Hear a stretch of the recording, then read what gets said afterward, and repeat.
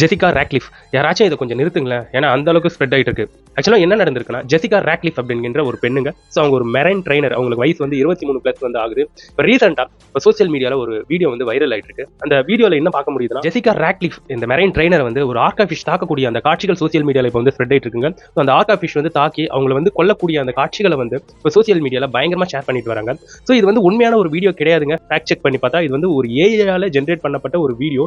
இப்போ வந்து இந்த ஜெசிகா ராட்க்ளிஃபோடைய நிறைய ஃபேன்ஸ் இருப்பாங்க இல்லையா, அவங்கலாம் இதெல்லாம் எடுத்து போட்டு இதெல்லாம் நம்பாதீங்க, இது முழுக்க முழுக்க போய் அப்படிங்கிற விஷயங்களை வந்து பரப்பிட்டு வராங்க. ஸோ இவங்களுக்கு வந்து ஒரு பெரிய ஃபேன் பேஸ் வந்து இருக்குங்க உலக அளவில். ஏன்னா இவங்க வந்து ஒரு மெரைன் ட்ரைனர், இவங்க வந்து விலங்குகள் கூட வந்து பேசுறதுல ரொம்ப புலமை படைச்சவங்க இவங்க.